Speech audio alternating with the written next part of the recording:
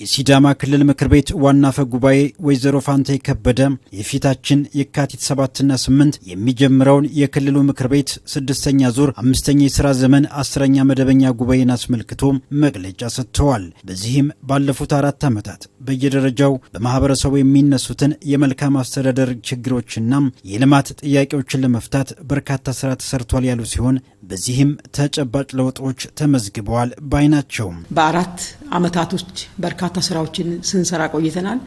እንደ ምክር ቤትም በአካባቢው ያሉትን የመልካም አስተዳደር ችግሮችን በመፍታት የልማት ጥያቄዎች እንዲሳኩ ከማድረግ ያልተሰሩ ስራዎች ካሉ አልተሰሩም ብሎ በምክር ቤት በመተቸት አቅጣጫ በማስቀመጥ በርካታ ስራዎች የተሰሩበት ግንባር ቀደም ሆነው ደግሞ የግንባር ቀደምነት ሚናቸውን እየተጫወቱ በክልላችን ብዙ ለውጦች እየመጡ ያሉበት ሂደት አለ። አሁንም እንደ በፊቱ በየካቲት 5 በአካባቢዎቻቸው በዞናቸው ያለውን ምክር ቤት አባላቶች የራሳቸውን ተግባር ስራቸውን ያያሉ። በየካቲት 6 እንደ ክልል አጠቃላይ መተው እዚህ የሚያዩበት ሂደቶች ናቸው አሉት። እንግዲህ በ3 ወረዳ ለይተናል። በሁለት ወረዳና በአንድ ከተማ አስተዳደር ስር ያሉትን ስራዎችን ይመለከታል። በ7ና በ8 ጉባኤ እናካሂዳለን ብለን እንጠብቃለን። በምክር ቤቱም በዋናነት 5 ዋና ዋና አጀንዳዎች የሚቀርቡ ሲሆን እነዚህን አጀንዳዎችን በተመለከተ ወይዘሮ ፋንታ ይህንን ብለዋል። አንደኛ 2017 ማጠቃለያ ጉባኤ ላይ የተካሄደውን የቃለ ጉባኤ መርምሮ ያጸድቃሉ ተብሎ ይጠበቃል። ሁለተኛው አጀንዳ የ2018 ዓመተ ምህረት የግማሽ ዓመት የ6 ወር የአስፈጻሚዎች የሥራ ሪፖርት ቀርቦ ተገምግሞ ይጸድቃል ተብሎ ይጠበቃል።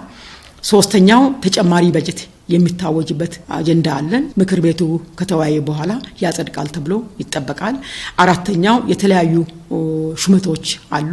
አምስተኛው ከስራ የሚሰናበት ስንብት አለ። የካቲት 7ና 8 በሚደረገው የክልል ምክር ቤት መደበኛ ጉባኤ ሁሉም የምክር ቤት አባላት በሰዓቱ ተገኝተው የነቃ ተሳትፎ እንዲያደርጉ ዋና አፈ ጉባኤዋ መልእክታቸውን አስተላልፈዋል። የካቲት 5 በዞናችሁ ሁላችሁም በክልል ደረጃ ያላችሁም በዞናችሁ ያለውን ስራ እንድታዩ በየካቲት 6 በክልል ደረጃ በመናሳያችሁ 2 ቀን ጉብኝት ነው የሚሆነው።